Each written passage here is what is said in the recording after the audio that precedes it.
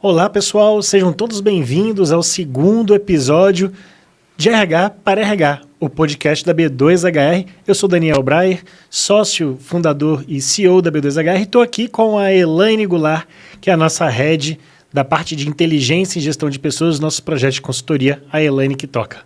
Olá, Daniel, tudo bem? Tudo bom, pessoal? Estamos aqui para mais um episódio. Hoje a gente vai falar de plano de cargos e salários, não é isso? Isso, vamos falar da parte de quais são os benefícios que um plano de cargos e salários traz para uma organização. Então, esse nosso bate-papo, fica de olho aí para você pegar os insights e poder levar como é que você vai construir um plano de cargos e salários, como é que você vai levar benefícios para a sua organização. Vamos gerar insights para você a partir de agora, certo, Elaine? Certíssimo. Daniel, eu quero começar com uma provocação. Lá vamos nós. Quantas vezes a gente não já escutou da alta liderança coisas do tipo, não quero ter um plano de cargos e salários porque isso me engessa?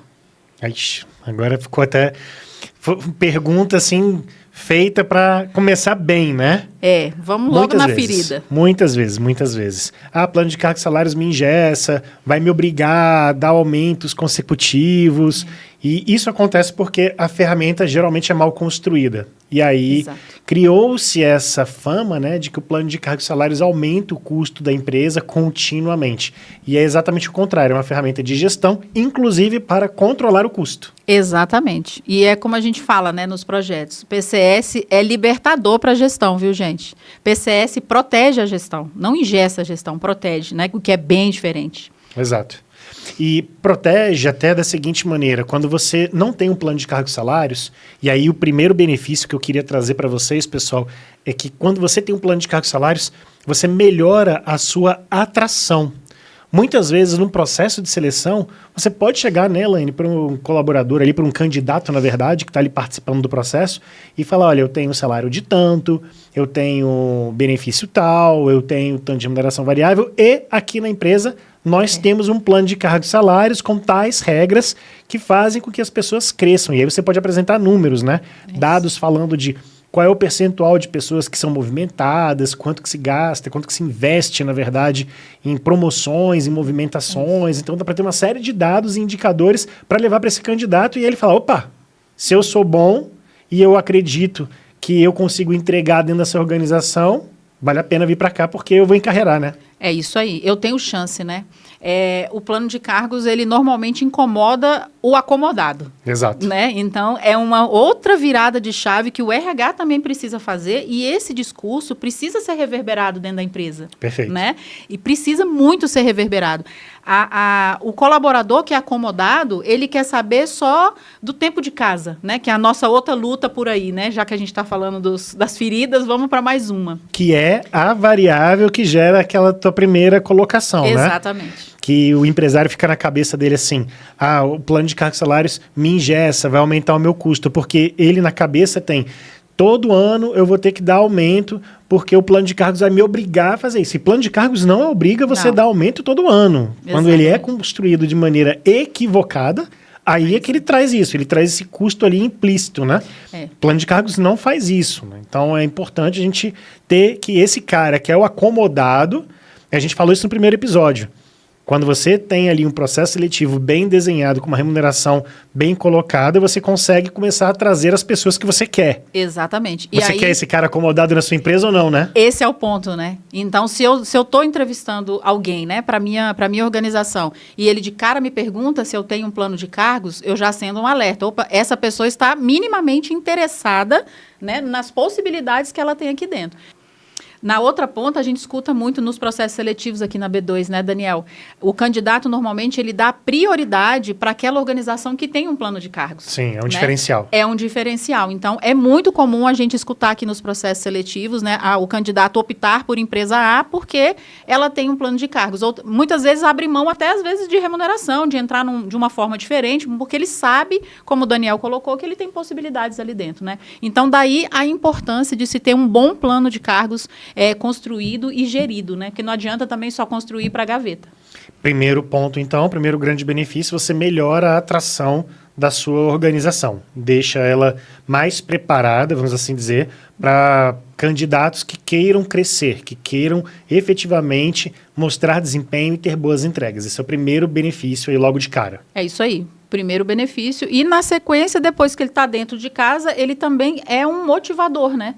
Porque aquele colaborador que já está dentro da organização, ele, sabendo da existência do plano e dos critérios que ali naquela organização tem para que ele possa progredir, ser promovido ou progredido, ele vai se esforçar também. Então, ele tem ali um fator de motivação, né, para ele conseguir ir para outros lugares, às vezes até para as outras áreas, às vezes ir para uma carreira de liderança. Ele entende que naquela organização existe a possibilidade real, o plano dá essa possibilidade, inclusive com o estabelecimento muitas vezes de trilhas, né, que é um outro componente ali do subsistema de gestão de pessoas. Que geralmente não está dentro do plano de cargos. Boa. Né? No B2 a gente não coloca separa. Trilha lá dentro, né? A galera Exato. também dá uma confundida nisso. Exatamente. Esse é um ponto bom, né, para a gente deixar claro aqui.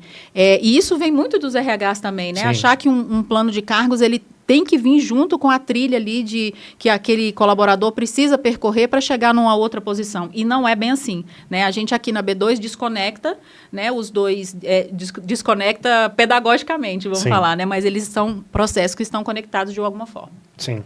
E aí a gente entra num segundo grande benefício, que é a clareza que um plano de cargos dá para quem está ali na organização. Você estava falando, o candidato acabou de entrar, ele agora vai saber para onde ele pode crescer e tudo mais, mas primeiramente ele vai saber o que ele tem que entregar. O que ele tem que Quais são as atividades que ele tem que fazer no dia a dia, o que se espera dele, É. como que ele vai fazer aquelas entregas, o resultado que aquela cadeira que ele está ocupando tem que gerar para a organização de uma maneira geral.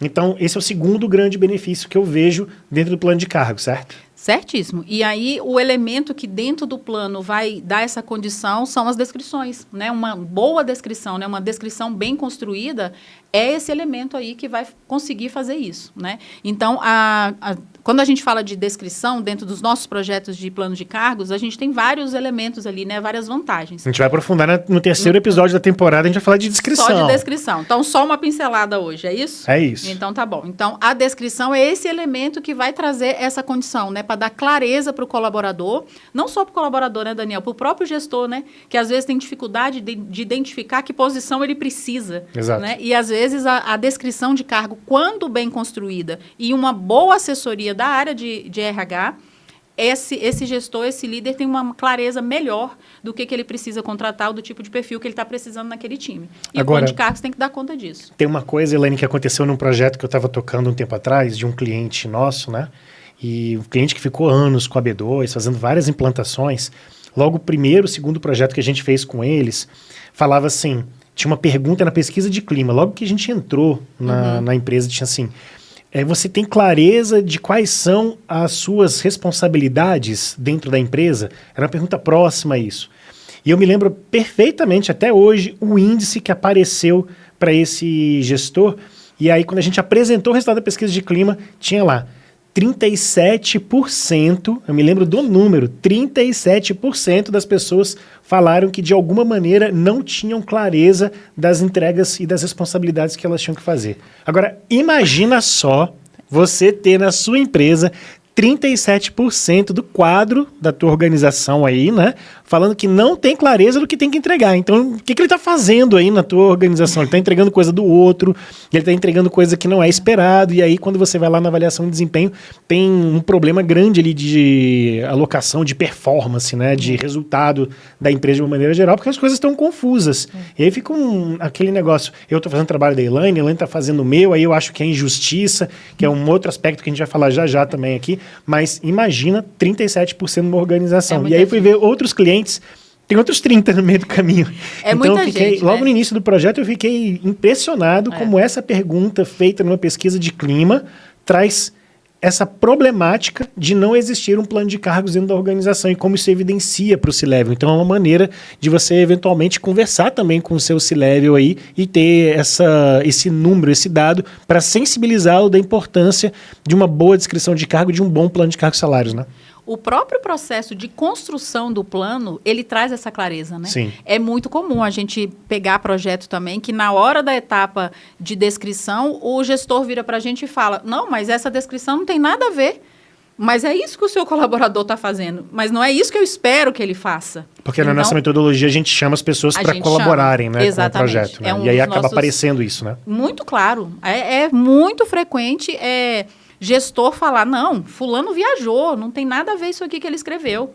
E, por outro lado, era ele que não estava sabendo o que o colaborador estava fazendo, que de fato era o que precisava. Então, olha a desconexão. Olha quão grave é isso, né? Só ter esse diagnóstico, já conseguir botar colaborador e gestor na mesma página, já pagou o projeto, né? É isso aí. E aí tem os clássicos casos, né? Descrição superestimada, subestimada, mas o maior ganho, falando aqui do processo de elaboração, nessa etapa, é essa, né? É esse o ganho. É essa possibilidade de aproximação dessas duas pontas e o RH fazendo essa ponte, né? Essa mediação ali, para que as coisas tenham convergência, né? E aí, muitas vezes nos projetos, e está dentro da nossa metodologia também discutir muito o que a gente chama de arquitetura de cargos, né, que é um outro benefício também, é onde a gente vai separando as coisas ali, vai entendendo melhor como aqueles cargos podem ser melhor organizados dentro daquela empresa, dentro daquela área, que cargos podem ser amplos, que cargos podem ser específicos ou devem ser específicos. Tudo isso é estratégia de plano de cargos conectada com a estratégia do negócio, né? E esse seria um terceiro benefício, que é a nossa arquitetura de cargos bem desenhada. Você vai ter cargos mais amplos, mais específicos, em qual área que cada um entra, a clareza disso para os colaboradores, conectada com a descrição de cargo. A gente chega num terceiro benefício, que muitas das organizações trabalham lá com analista, um cargo super genérico que cabe para todas as áreas e que, no final das contas, não entrega nada para ninguém, né? E não facilita nenhum dos outros processos de RH de uma maneira geral. A gente entende que esse é um caminho muito perigoso para as organizações. Um bom plano de cargos e salários vai traduzir melhor os cargos e as entregas que cada uma das posições da organização tem que fazer. Então, esse é o terceiro benefício. E sem engessar, né, Daniel? Sem Isso engessar. É muito importante. Plano de cargos bem construído, ele tem clareza, ele tem uma boa arquitetura e ele não engessa a gestão. Muito pelo contrário. Ele tem que dar mobilidade, tem que dar flexibilidade dentro do possível. Ó, eu vou dar mais uma dica para vocês. Não adianta ir no concorrente de vocês pegar a arquitetura de cargos dele e querer copiar para a tua organização, que provavelmente não vai funcionar, tá? Nós temos várias empresas do mesmo segmento aqui conosco e tem uma preocupação muito grande do C-Level, né? Ah, não, agora vocês estão fazendo um plano de cargos lá para o meu concorrente, vocês vão levar os meus cargos para lá. Quando a gente senta e monta, a estratégia do concorrente é diferente. E aí, por ser diferente, você vai aproveitar um cargo ou outro, uma coisa ou outra, mas mudam os processos, muda a maneira como é executado, muda a senioridade do que você vai desenhar de carreira para cada uma daquelas famílias ali, como as áreas são conectadas, né? Então, isso por si só já muda toda a arquitetura de cargos que tem que ser desenhada. Né? Até engraçado, né? Às vezes é difícil até compreender isso. Mas, às vezes, até o nível de autonomia que tem naquela organização vai mudar a estrutura de um plano. Exato. Né? Porque isso tem a ver com a forma como a empresa opera e isso reflete na estrutura de cargos. Isso não é trivial, né? Isso não é trivial de entender, mas é muito importante. Né? Então, de novo, a importância do RH entender da estratégia de negócio daquela organização. Não adianta vir, é óbvio que toda a bagagem que a gente tem, a gente enquanto consultoria, os profissionais de RH também, a bagagem que a gente traz de outras empresas é super relevante, mas não é Ctrl-C, Ctrl-V. Não é Ctrl-C, Ctrl-V, não é olhar a prática de mercado e jogar para dentro da empresa, porque também, às vezes, a prática do mercado não funciona para aquela organização. Muitas vezes funciona e algumas vezes não funciona. Então, é importante entender, né, o contexto. E, novamente, o RH tem que ser estratégico, tem que olhar para o negócio, tem que entender qual é o modelo de negócio da sua empresa. Se você não conhece como montar um modelo de negócio, sugiro que você estude um pouco desse tema também, porque vai te ajudar bastante a construir um RH estratégico com um olhar mais organizado. Mas, voltando para a nossa temática aqui, vamos para o próximo benefício. Nosso quarto benefício aqui, a gente está falando agora de equidade e transparência salarial. Um plano de cargos e salários agora, né, com lei que o governo lançou aí agora. É necessário colocar um plano de cargos para você ter uma melhor equidade, uma melhor transparência nas remunerações e salários que a organização possui, né, Elaine? A gente já batia nessa tecla, né? A gente sempre bateu nessa tecla aqui na B2. Então, a lei veio reforçar, né, a nossa batida de bumbo nesse sentido aí. Quando a gente está construindo um plano de cargos e a gente vai falar de arquitetura, pontuar, avaliar cargos, a gente já está ensaiando essa equidade, essa transparência salarial, né? A gente está organizando esses cargos, olhando para a complexidade, olhando para tudo aquilo que impacta aquela cadeira, aquele cargo, para a gente construir lá na frente vai ser uma tabela salarial. Mas a tabela é só consequência, né, Daniel? Sim. Isso é resultado de toda essa análise, né? De Sim. pontuação, de entender como que aquele cargo, o que ele entrega, qual o nível de autonomia que ele tem, que impacto ele tem no resultado, o quanto aquele ocupante tem de responsabilidade com comunicação, com erro, enfim. Nossa metodologia aqui trata de 8 fatores na avaliação de cada cargo. Cada cargo passa por uma avaliação de 8 fatores. E a partir disso a gente vai construindo o que a gente chama aqui de arquitetura de cargos, que ali na frente vai dar para a gente essa equidade e transparência salarial. Ou Sim. seja, é uma metodologia que ela vai garantir que cargos de mesma complexidade ou de complexidade muito similares estejam ali numa mesma faixa salarial, por exemplo. Né? Independente do ocupante. Independente seja do homem, ocupante. Seja mulher, diferença racial, diferença de faixa etária, diferença do que quiser. Isso. O cargo vai ganhar aquele valor. Exatamente. O que importa é o cargo, não é o ocupante do cargo. Né? Exatamente, que é o outro mito, né? Do plano de cargos, é achar que plano de cargos olha para desempenho, né? A gente também escuta muito isso por aí. São coisas que a gente desconecta aqui. Uma coisa é o plano de cargos, a outra coisa é a avaliação de desempenho. Eles conversam mas não é dentro do plano de cargos. Não é dentro. Os processos eles são feitos para serem conectados, mas cada um tem seu objetivo. O objetivo do plano de cargos não é ler desempenho de colaborador. Não é ler desempenho e o objetivo do profissional de RH, né? Estamos aqui de RH para RH, é fazer essas conexões. Exato. Né? É entender qual o melhor formato de avaliação de desempenho para aquela organização, para que a gente possa aplicar os critérios ali num plano de cargos e salários, por exemplo. Né? Então, aí a gente conecta os 2 subsistemas, as 2 práticas ali de gestão de pessoas. Então, o plano de cargos fortalece a equidade, essa transparência e a estratégia de remuneração, né? Esse é o 4º benefício que a gente está colocando aqui. 5º benefício que a gente vai trazer, fortalecimento da cultura. Você falou um pouquinho disso já, quando você falou lá do colaborador que não tem as entregas, do colaborador que está ali esperando só o tempo de serviço para ganhar um aumento, aquele cara que tem no modelo mental dele, vou terminar aqui a minha graduação, a minha pós-graduação, meu mestrado, já vou ter um aumento automático. Né? O plano de cargos não é para isso. Tem empresas que isso pode fazer sentido. Aí você conecta lá, porque para aquela empresa em específico, aquilo faz sentido. Por exemplo, empresas educacionais com professores, né? Exato. Então você vai colocar lá, o cara tem um mestrado, aquilo é um elemento para que ele possa crescer na carreira e ele vai ser recompensado por isso. Isso é tradicional nesse mercado. Mas para outros inúmeros mercados não faz o menor sentido. O menor sentido. Né? E esse é outra briga que a gente tem por aí. Né? A gente passa por muitos projetos e onde as empresas acham que o fato de eu ter uma graduação, um mestrado, automaticamente eu vou mudar de nível. Né? Eu vou para você, analista, enfim, sei lá, pleno, sênior ou um especialista. Não é assim que funciona, gente. A gente tem que tirar o romantismo, né, Daniel? Sim. A gente pratica isso muito aqui na B2, né? A gente não pode ser romântico nesse ponto. Se para aquela organização, como por exemplo uma organização educacional, como o Daniel falou, se tem, para aquele segmento, é importante um mestrado ou doutorado, é natural que eu valorize isso nas minhas políticas e eu preciso valorizar. Isso é cultural. É cultural. Já está ali naquela empresa. Né? Eu preciso disso, inclusive, e muitas vezes é uma questão de sobrevivência. Perfeito. Vou até além. É uma questão legal, muitas vezes, porque as empresas, as instituições educacionais têm percentuais ali que tem que seguir de mestre, doutor, enfim, por aí vai. Mas para outro tipo de empresa, isso não é relevante. É legal que eu tenha um mestrado? É legal que eu tenha um mestrado, que eu tenha um doutorado. Mas para aquela organização, isso não é relevante. A gente já teve alguns embates aí com relação a isso, né? E aí entra o grande ponto, né? Que os empresários conversam muito comigo.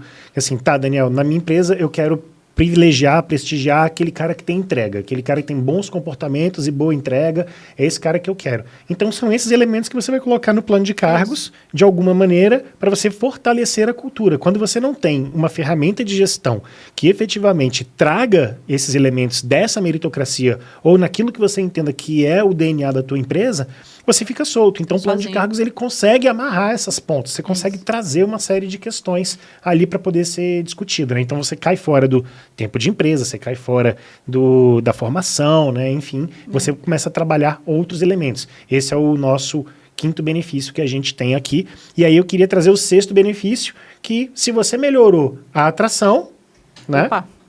Provavelmente você vai melhorar também, de alguma maneira, a retenção de alguns colaboradores, né? Então, plano de cargos, a gente falou no primeiro episódio, se você não viu o primeiro episódio, vai lá, procura aqui pra gente, e aí você vai lá ver o que a gente fala da estratégia de remuneração, tá? E aí você vai perceber que a gente comenta lá um pouquinho de atração e retenção. No nosso primeiro episódio a gente cita isso. E aí você fortalece também, quando você tem um plano de cargos e salários, na maioria das vezes, a retenção. Já está ali embutido também, né? E aí automaticamente fortalece também o seu posicionamento no mercado, né? As pessoas querem vir para essa empresa, as pessoas não querem sair, né? E eu queria colocar, Daniel, um outro ponto aqui, que é voltar um pouquinho nessa questão da proteção da gestão. Né, que é para desmistificar o fato de que PCS engessa a gestão. Né? A gente escuta muito em algumas organizações, o que acontece? Quando a empresa está ali crescendo, né, e a gestão vai ficando um pouco mais complexa, é natural que a alta direção sinta também esse baque. Né? Então, enquanto ali 10, 12 colaboradores, ele tratava quase que de forma personalizada, na medida que isso vai ficando mais complexo, vai trazendo alguns desafios também. E um deles é esse. A gente escuta muito assim, gente, nos projetos. Eu não aguento mais. Todo dia é uma pessoa que vem na minha porta pedir aumento. Por quê? Porque não existe critério, não existe política estabelecida. A partir do momento que você tem um plano estabelecido, critérios claros, transparentes, onde todo mundo tem a chance, seja ela uma empresa familiar ou não, isso acontece muito em empresas familiares, né? Isso é muito forte. A partir do momento que você tem essa ferramenta de gestão e ela foi bem construída e é bem utilizada, acabou o seu problema. A regra é clara. Né? É para qualquer tamanho de empresa, né? Empresa com 50 colaboradores, 100 colaboradores, 200 colaboradores. Plano de cargos é uma ferramenta de gestão. Né? E passa a ser um elemento da cultura. Isso. Porque mesmo que no início você tenha a cultura daquela empresa, outra coisa que a gente escuta muito por aí. Não, aqui quem é amigo do fulano tem aumento. Sim. Aqui se o diretor X gostar de você, você tem chance. A partir do momento que você tira isso e você coloca elementos tangíveis e menos subjetivos, você resolve esse problema. E isso, com o passar do tempo, vai transformando a cultura dessa organização. Durante um tempo isso vai acontecer, porque cultura não se transforma do dia para a noite, mas isso é água mole em pedra dura, tanto bate até que fura. Os recados vão sendo dados. Tudo que a gente faz, né, Daniel? Dentro de uma organização, tem uma mensagem que está sendo passada. Sim. Então, o próprio fato de você, alta direção, ou você, RH, começar a reverberar que existe um plano de cargos, isso vai se aculturando ali dentro. A gente passou uma vez por um projeto que era exatamente isso. Assim, quando a gente começou o projeto, a fala era quem é da área tal tem um aumento e as outras áreas não tem, né? Uhum. E quando a gente implantou o plano, a gente colocou uma ferramenta dentro do plano que protegesse as outras áreas e que o dinheiro das promoções, das movimentações não fosse exclusivamente para uma área.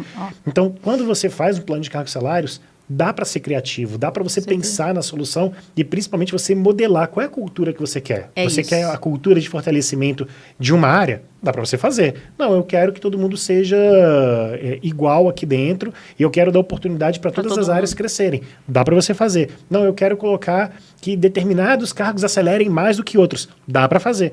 Tudo é elemento de cultura que você pode conectar com a estratégia do negócio e com a cabeça do cara que está lá fazendo o negócio acontecer. Então é fundamental vocês entenderem que é possível ser criativo dentro de uma ferramenta que o pessoal tanto fala que é uma ferramenta quadrada, engessada, né? Não, e que não é o que acontece. Não é o que acontece. Exemplo clássico, áreas de tecnologia, né? Sim. Normalmente com processo de ascensão acelerado. Não adianta a gente ir para dentro de uma empresa com uma regra tradicional, muitas vezes, a depender da cultura daquela empresa. Porque se aquela cultura for tradicional, vai resolver. Mas se não for tradicional, não vai resolver. E aí entra a criatividade da gente ir modelando as soluções. Legal. Muito bom, pessoal. Então, estou terminando aqui esse segundo capítulo com a Elaine. Foram 6 benefícios que nós trouxemos para vocês na parte de plano de cargos e salários. A Elaine deu um show aqui, né? Falou aqui de inúmeros casos, inúmeras possibilidades para que vocês possam entender um pouquinho mais e terem insights no dia a dia de vocês. Então, estamos fechando o nosso segundo capítulo. Vamos para o terceiro. Continue acompanhando a gente aqui nessa nossa primeira temporada do nosso podcast de RH para RH com o tema Remuneração Estratégica. Nos vemos no nosso próximo episódio. Obrigado, Elaine, pela participação aqui mais uma vez. Obrigada a você. Vamos para a próxima. Tchau, pessoal. Nos vemos em breve. Até mais.